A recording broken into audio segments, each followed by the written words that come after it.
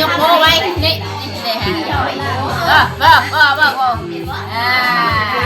เยอะยกโบวอนลูกหลานมา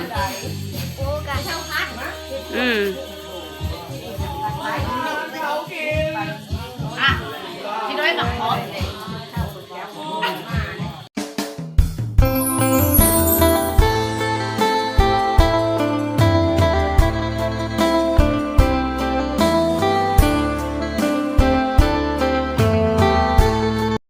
ทัดภาพมากับเจอกับพ่อแม่พี่น้องมาร่วมงานเนาะมากราบทักทายสบายดีทุกหมู่ทุกคนเลยสบายดียามเช้า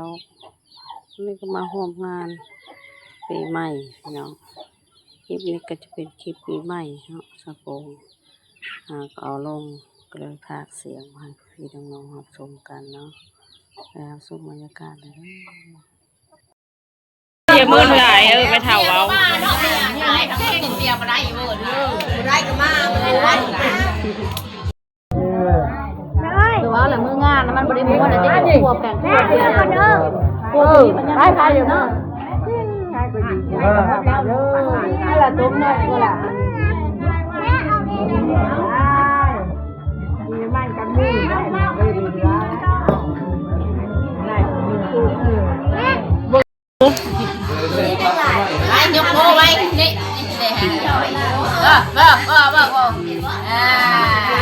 เยอะยกโบวอนลูกหลานมา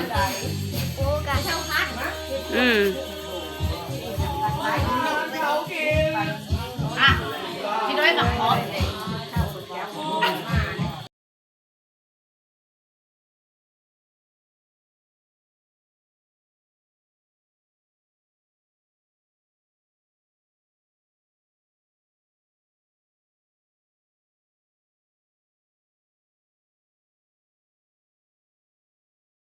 โยบายนางโย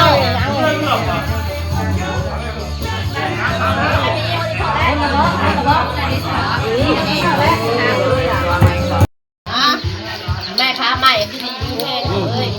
ไม่ปีเมืองเจ้าอยู่ดีแห้งต้องยืนเลยเป็นนกโคมใช่ให้ลูกหลานมันเทียบเป็นร้อยยุลายเราเลือกพญาดิเล่นเลยบัดนี้เลยช่างโชว์ให้เพชร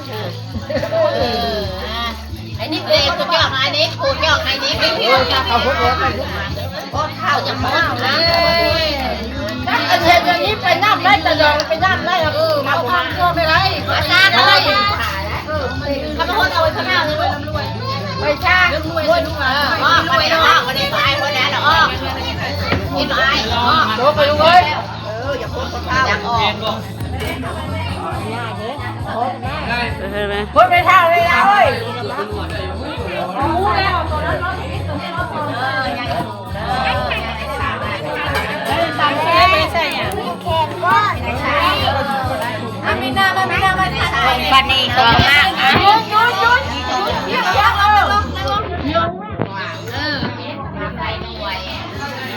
เป็นวงกลมใส่ด้วยในหลานเนาะให้มันให้ยืนพญานาคเดินไปนะยักเอาให้เป็นบ้านเป็นแบบอย่างไรคนเด้อให้ดูดีมีให้กว้างเด้อให้บ้านให้เงินตอนรับพนักงานมืดและนอนตื่นให้เงินแสนแม่ขโมยให้ได้แก้มเลี้ยงคนหาจะมาผ่านมันหาจะมาเปลี่ยนเด้อปีเปลี่ยนให้ตายคนเปลี่ยนให้คนตายเด้อมันฝันเงินได้ต่อไปเด้อให้รักให้หวัง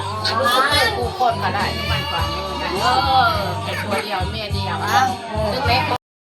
อันนี้มันเราไปซ่อยเดี๋ยวโดนใช่ลูกให้หลานไหม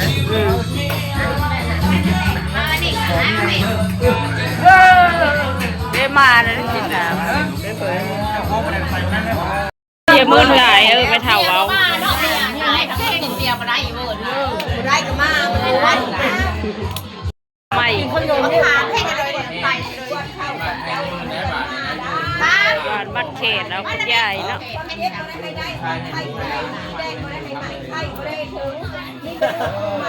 ใส่คือแก้วขึ้นเลื่อนให้ได้หลังๆขึ้นทำให้ได้แล้วค่ะเสียงรถคือลูกเคยแรงเรื่องเลยการให้ฮอตดูลูกเคยแรงดี